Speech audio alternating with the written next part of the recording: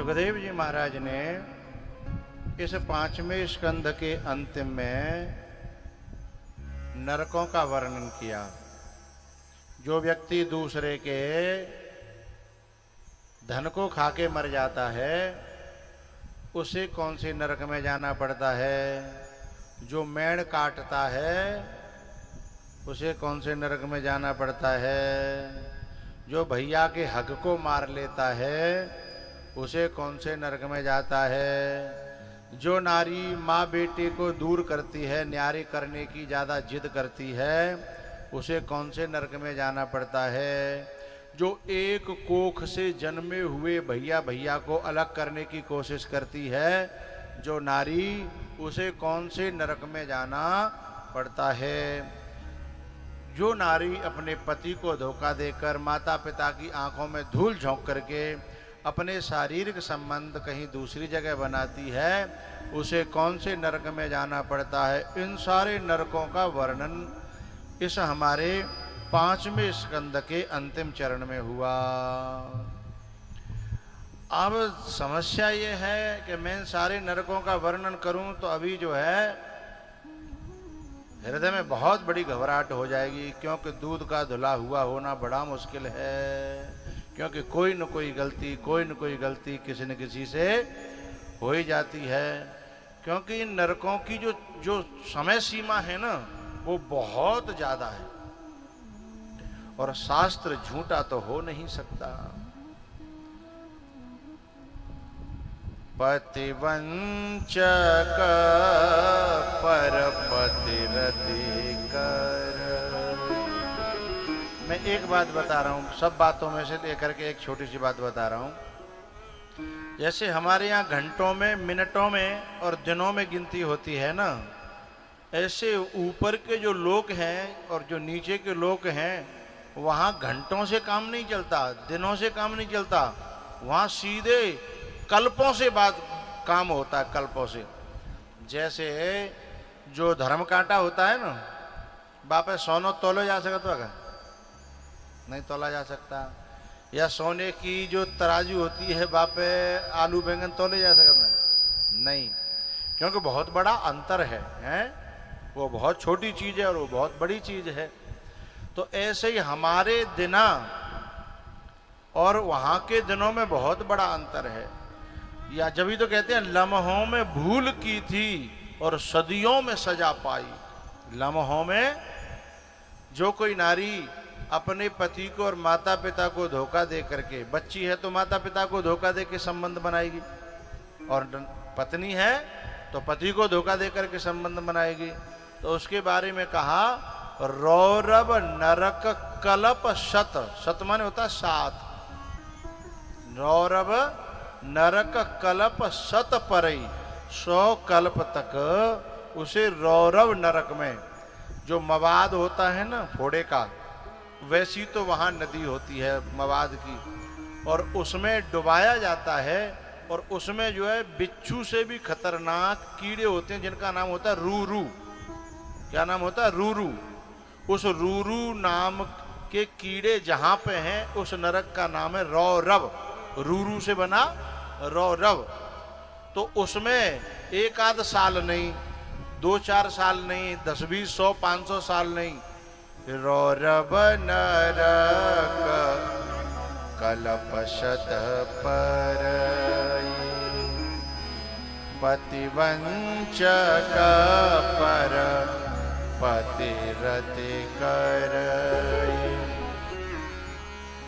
अच्छा, छोटा मोटा जो दंड है वो तो भूलोक में ही मिल जाता है, लेकिन जैसे हमारे जलेसर में या आमलखेड़ा में बहुत ज़्यादा बड़ी डॉक्टर की सुविधा नहीं है ना। छोटे मोटे इलाज तो यहाँ हो जाएंगे, लेकिन बड़ी परेशानी हो जाए तो आगरा, मौनी बात बने तो दिल्ली, है ना। तो ऐसे ही छोटे मोटे पापों के जो दंड हैं वो तो मृत्युलोक में ही मिल जाते हैं, लेकिन जब बात बड़े की आती है तो यहाँ वो सुविधा नहीं है। उसके लिए फिर ऊपर भेजना पड़ता है। अच्छा, फिर ऊपर जब भेज करके, जैसे कोई रेफर कर दिया दिल्ली, अब दिल्ली से फिर छोटे मोटे बात रह जाती है ना, तो कहते हैं घर ले जाओ, जा इंजेक्शन है 8 दिन बाद मई के का डॉक्टर पे लगवा लेना। तो छोटे मोटे के लिए वहां नहीं रहा जाता। ऐसे ही नरकों में बड़े पाप की भोगने की सुविधा है। बड़े पाप का जो कर्म होता है, छोटे पापों का कर्मों का फल तो यहीं भोग लिया जाता है।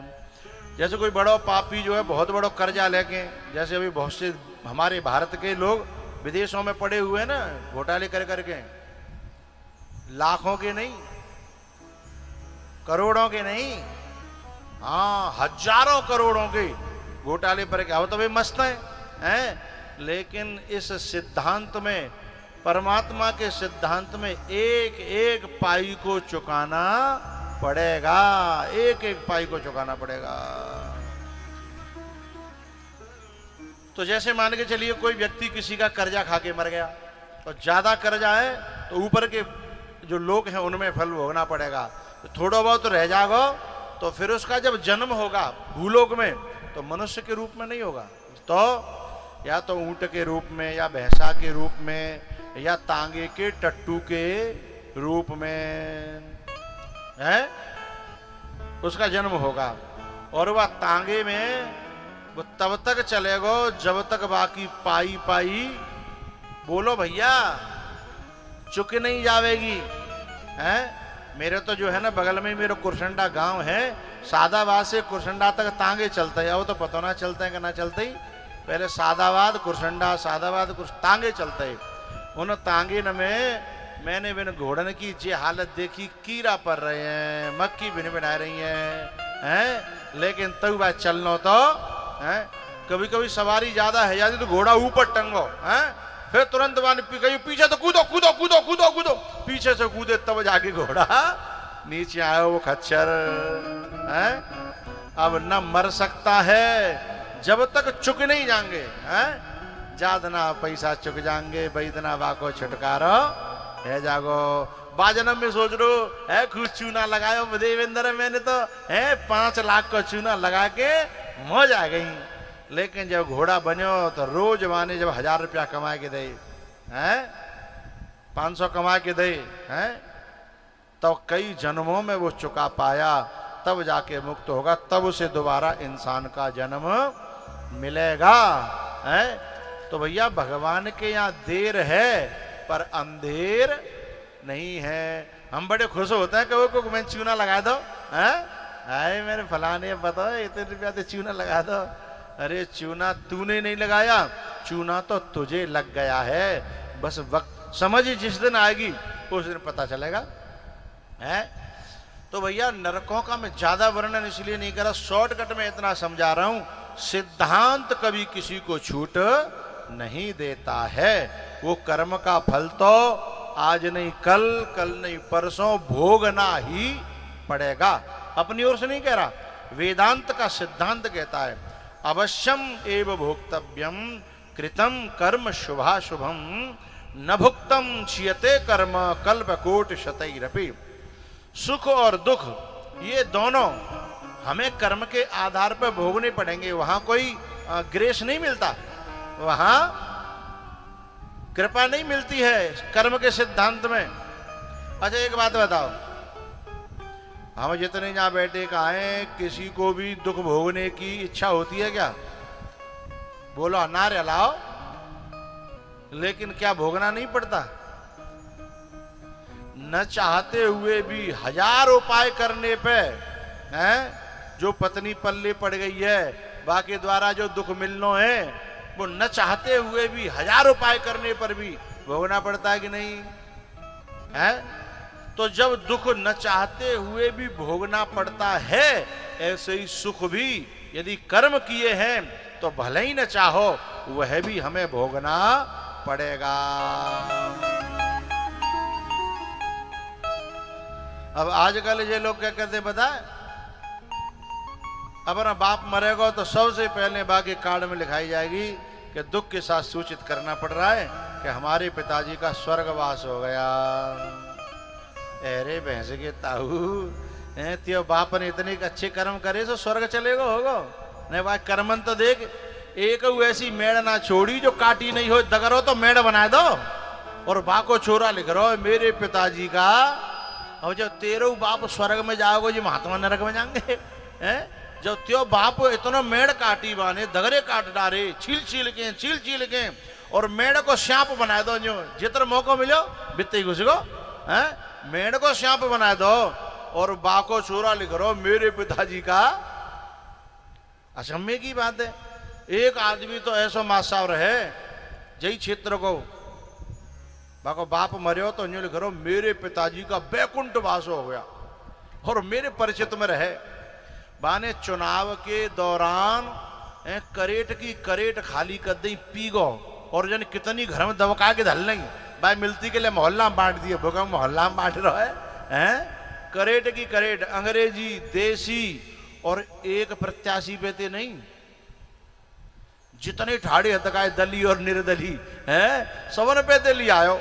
और जब वो मरियो तो बाको छोरा लिख रहा है मेरे पिताजी का बैकुंठ वास है ते पिताजी ने रिजर्वेशन करा लेगा हैं मऊटिया कोई वो चल रही का है तत्काल में टिकट है रही होगी ते पिताजी को स्वर्गवास है गो।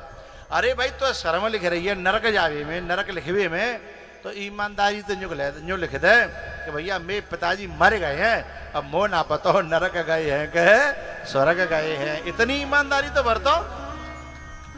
ऐसे ऐसे छोरा लिख रहे हैं अपने बाप के बारे में जा बाप ने पूरा गांव परेशान करके रखे फूट डाल के हैं जाकी लड़ाई बातें जाकी लड़ाई जाते जाकी चुगली बातें बाकी चुगली जाते पूरे गांव में जियो जब तक कहू एकता होने नहीं दी। अब ऐसो मरेगो तो बैकुंठ में जागो मूड तो अलाव करो स्वर्ग में है। तो अब बाको छोरा न्यू लिखे कि मेरे पिताजी का बैकुंठ वास हो गया इन्हें आंखें में शर्म करे।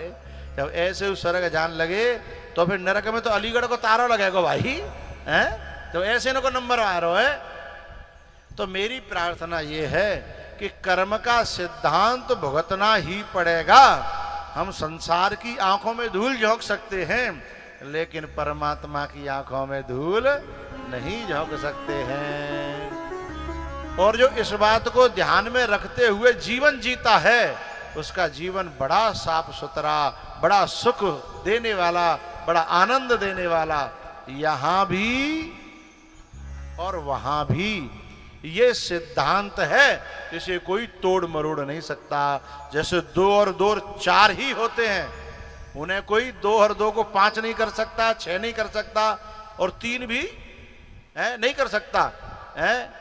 जैसे मिट्टी का डेला फेंको तो नीचे ही आएगा है।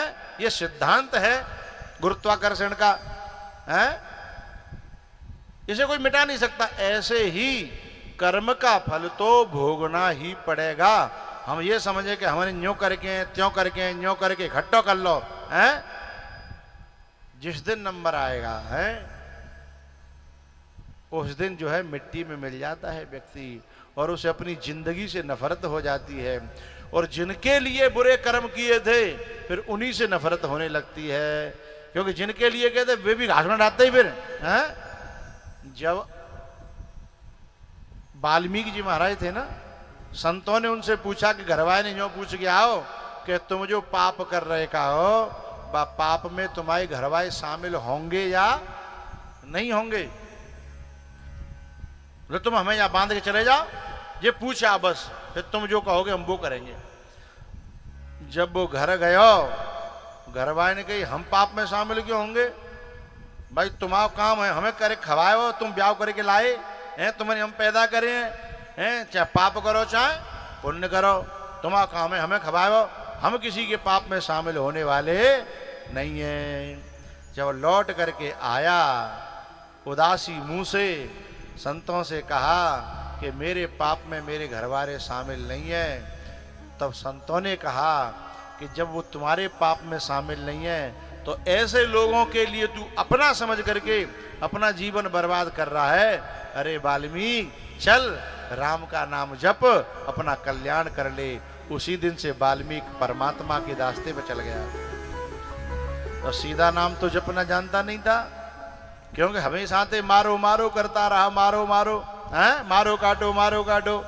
लेकिन संतों ने कहा तू मारो मारो ही बोल हैं क्योंकि जब मार मार मार मार मार मार मार बोलेगा तो अपने आप राम राम आ जाएगा। उलटा नाम जपा जग जाना, उलटा नाम जपा जग जाना, उलटा नाम, उलटा नाम जपा जग जाना।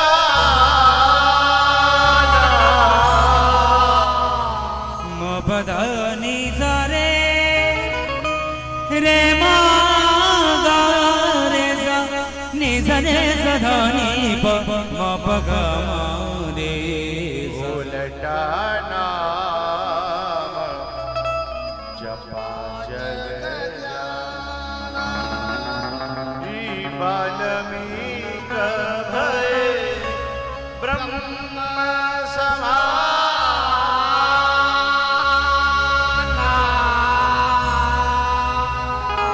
वाल्मीक भय ब्रह्म समाना,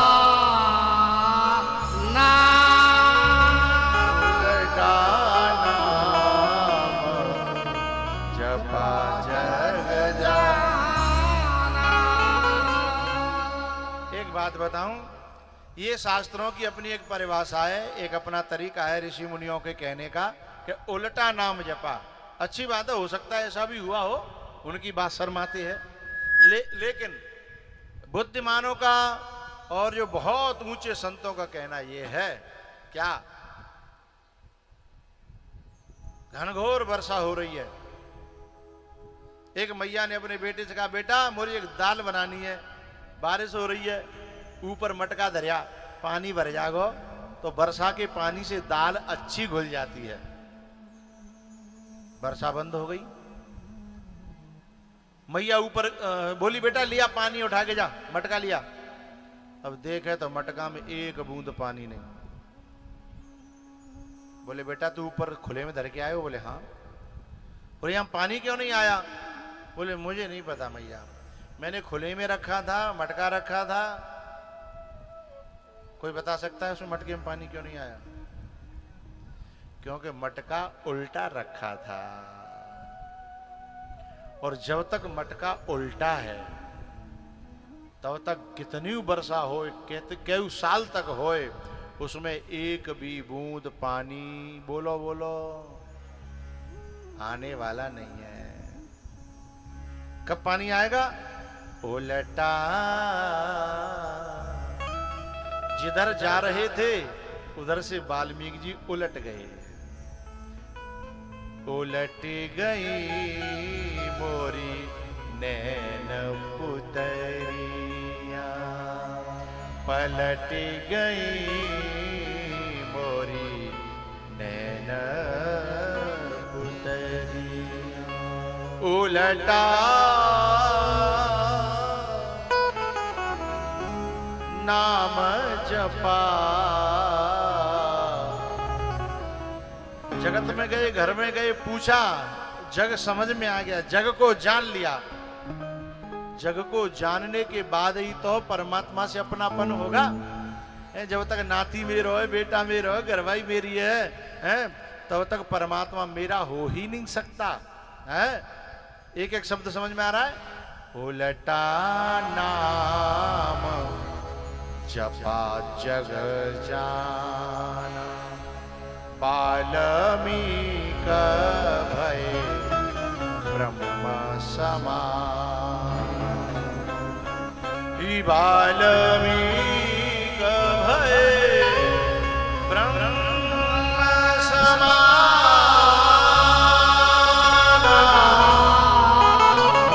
वाल्मीक भय ब्रह्म समान, उलटा जपा जग जाना, उलटा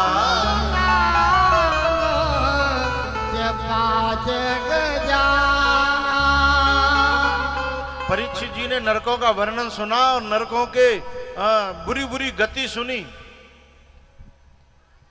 जो नारी देह का व्यापार करती है ना, अपने पति को छोड़ करके, उनकी आंखों में धूल झोंक करके, उसे एक नरक और बताया गया, अंधतामेश्वर नामक नरक। उसमें पीतल के पुरुष बनाए जाते हैं और उन्हें गर्म किया जाता है। उन पुरुषों से उस नारी को चिपकाया जाता है नग्न करके, बार बार बार बार, लेकिन वो मरती नहीं है। उसे ऐसा शरीर दिया जाता है कि कर्म का फल तो भोगे लेकिन मरे न।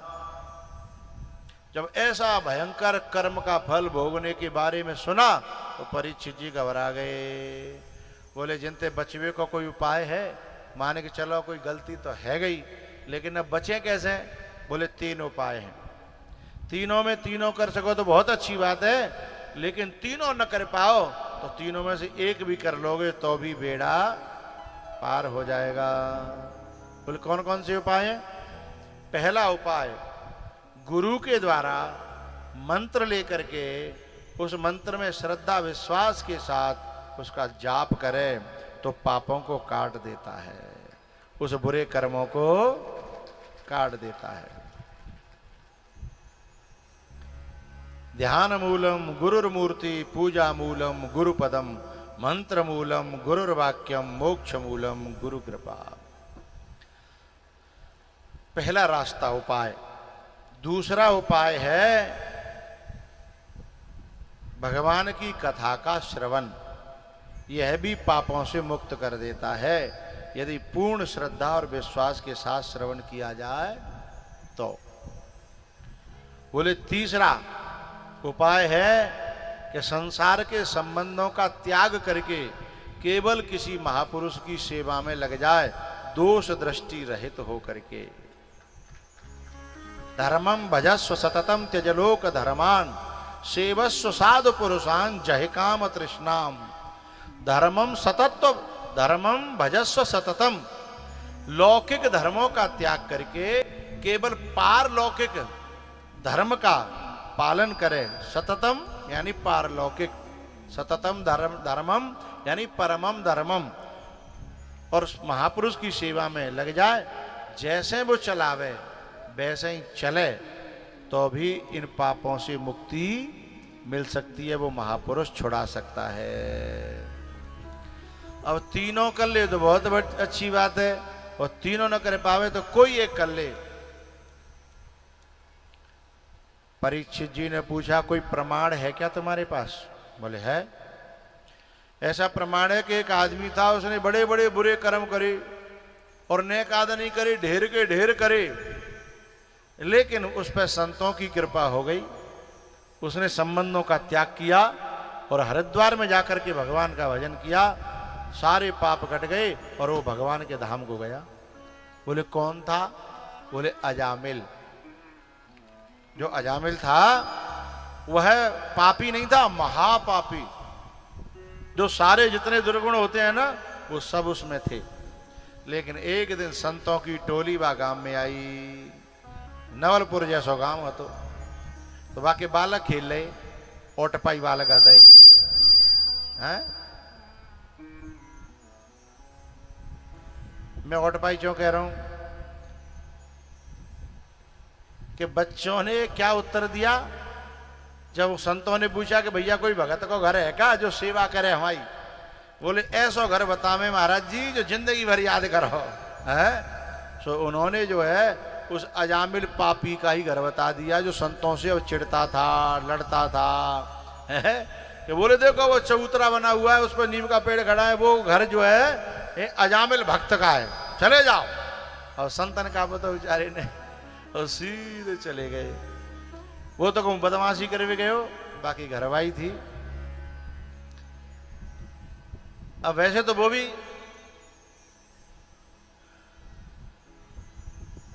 ठीक नहीं थी। मैं आपको वो दिखाना चाह रहा था पर मेरे पास कैमरा नहीं है। नवलपुर के बालक हैं, वो जो पानी की टंकी है भाई की बाकी अच्छन ने खुरच रहे हैं। हट गए, अब कहा है?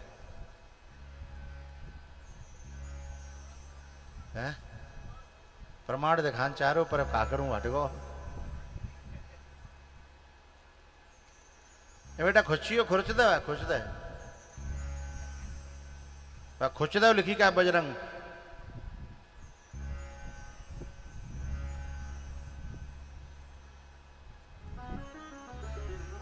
लंच में मैं टॉयलेट करने जाता हूँ, इन्होंने पीछे एक पर्दा लगा रखा है, मैं टॉयलेट कर रहा हूँ, सब पीछे से कोई झक रहा, ओए नवलपुर का बालक था, इसमें कह रहा हूँ ऑटो भाई। और फिर बात जाते खुशी नहीं भाई को देख लो हैं, बगल भाई देखो, ओ बाबा बगल वाला बुलाया वन।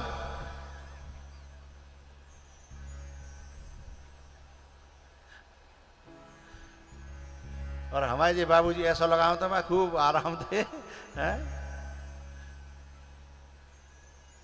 फिर प्रमाण दे के मैं न्याडिया को बजरंगे बा खुर्ची में लग रहा हूं। सो माने कही ये जो सामने मकान है ना अजामिल भक्त का, जाओ। सो जो देवी थी ना, वैसे तो वो भी ज्यादा अच्छी नहीं थी, लेकिन माताएं अपने जीवन में अपने घर के लिए कितनी बुरी हों, लेकिन कोई मांगने वाला आ जाए, कोई संत आ जाए, कोई साधु आ जाए, उसके लिए वो बुरी नहीं होती हैं। बस यदि माताएं खराब होती हैं, सबसे ज़्यादा खराब होती हैं तो केवल 2 व्यक्तियों के लिए, ज़्यादा से ज़्यादा 3। तुम कहो तो बता दूँ, नहीं रहने दूँ, तुमते ना पूछ रहा मैं। माताओं की बात चली तो माताओं से पूछूंगा ना, पहले बिन की परमिशन तो मिले।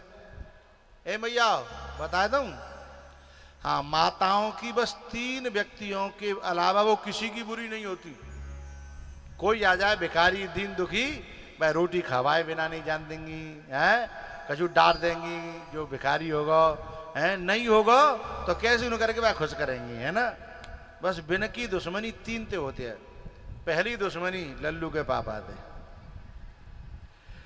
सारी खुनसट, सारी जितनी जो फ्रस्ट्रेशन है वो सब लल्लू के पापा पे।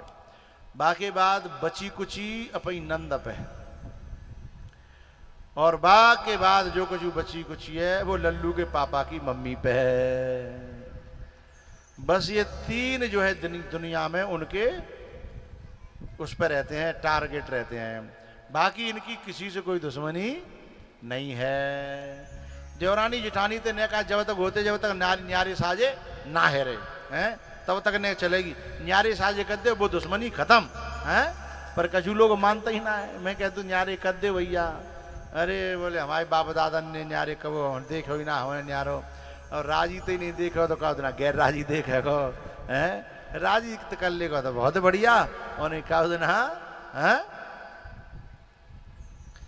तो मैं तो भैया ऐसा कहता हूँ सभी अपनों से कि राजी तो कर लेना चाहिए, जो आज नहीं तो कल करनो तो ही है। तो वो जो अजामिल की पत्नी थी ना, जैसे उसने संतों को देखा तो तुरंत वो चरणों में गिर पड़ी, बाबा मेरे द्वार पर तुम कैसे आ गए, यहाँ तो कहो संत को आवो जावो, मेरे पति बहुत खराब हैं। लेकिन मैंने मन में सोची कि अभी खराब बताए में फायदा नहीं है, पहले जिन्हें सेवा कर लो। बोले बाबा मैं तुम्हारी क्या सेवा करूं। बोले बेटा हम तो सू को सामान दे दे, बनाएंगे खाएंगे, रात रुकेंगे, सुबह चले जाएंगे। दोबारा बनाए खाए, रात में रुके, अब रात में वे सोए गए। इधर रात में कहते बदमाशी करके पी खा के अजामिल आयो, बोरी खड़ाऊं उतरी देखी, सो घरवाई तो बोले हो जो बाबा जी बुर्रा काई को आगे झाटिया, मेरे घर में इनका क्या काम।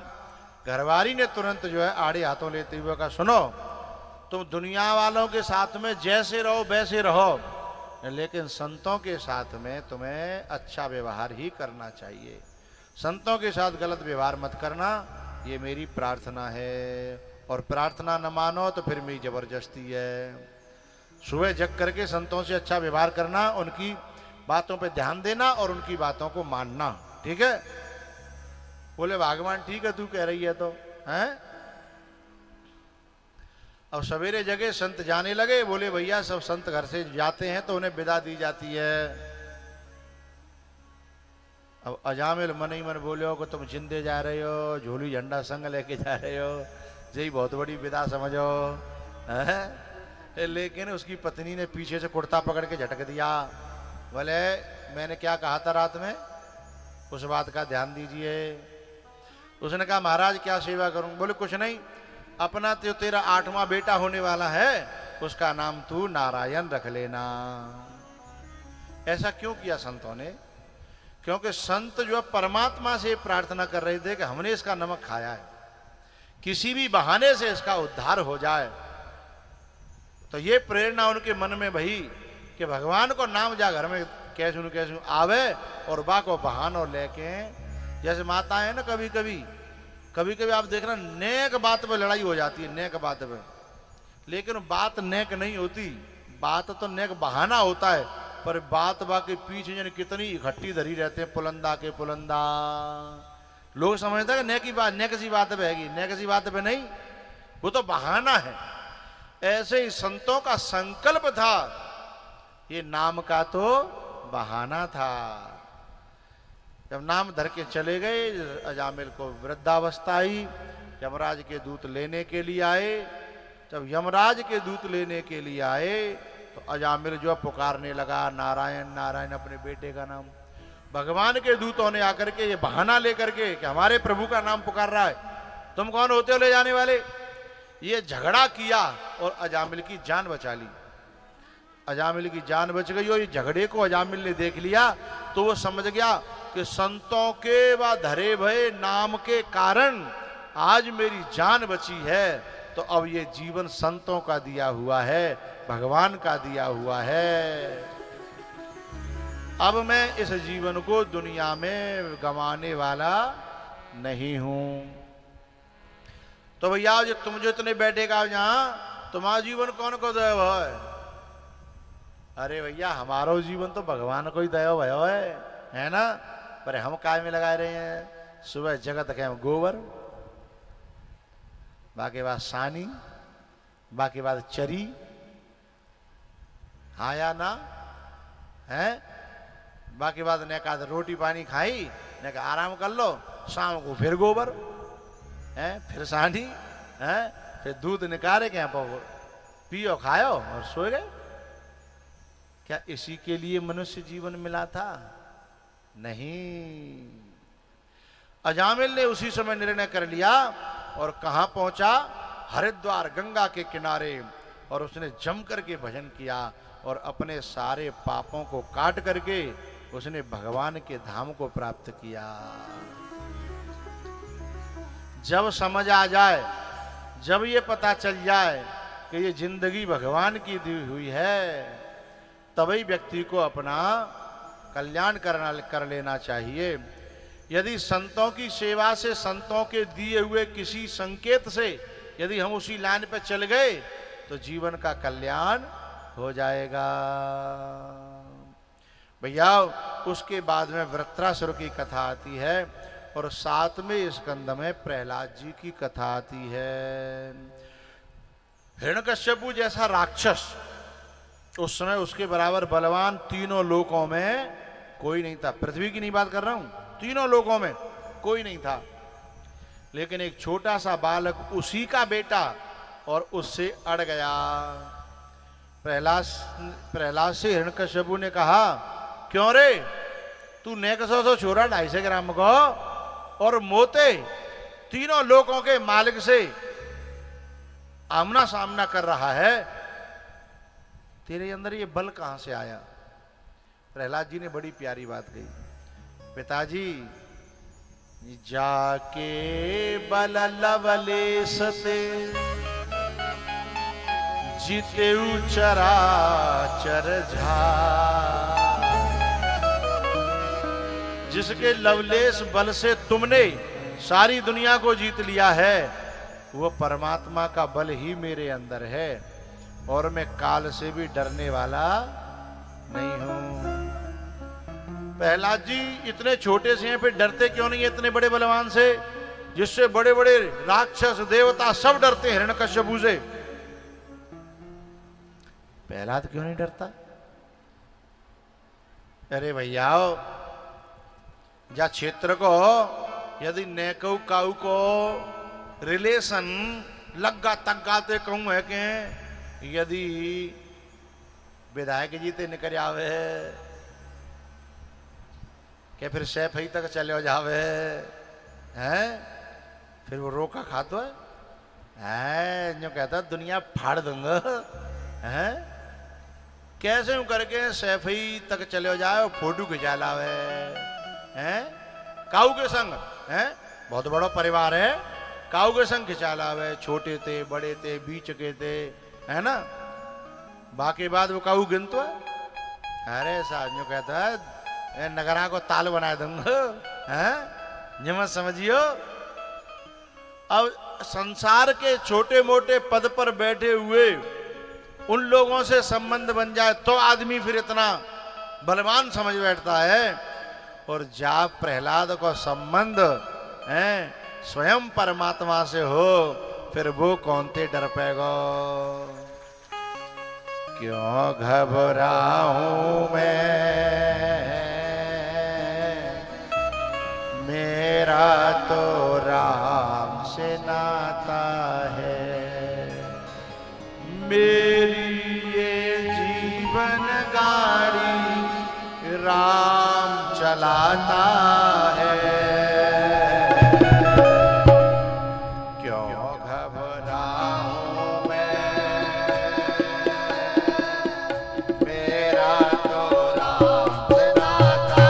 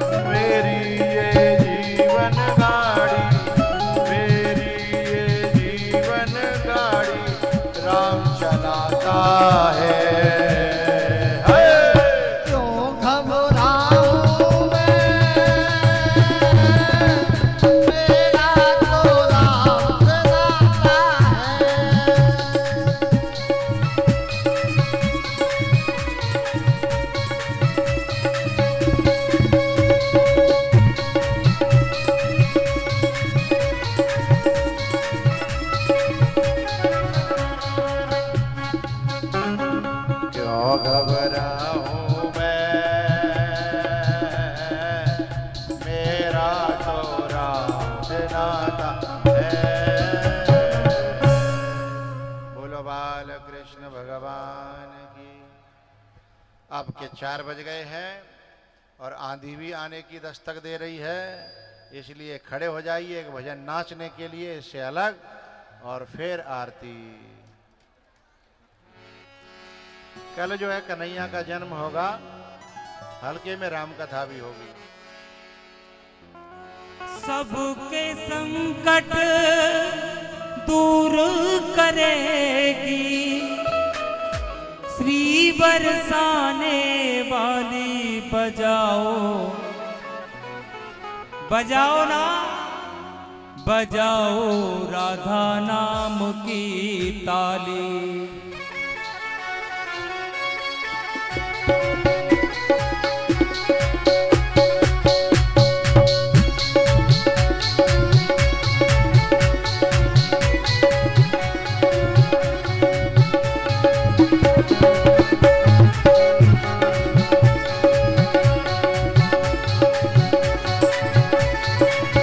सबके संकट दूर करेगी,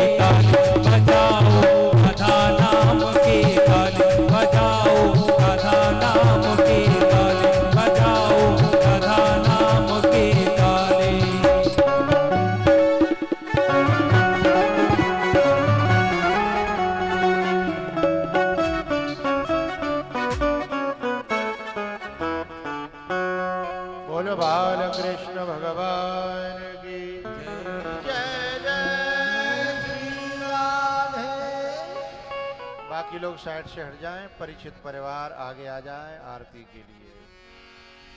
बांके बिहारी तेरी आरती गाऊं, कुंज बिहारी तेरी आरती गाऊं,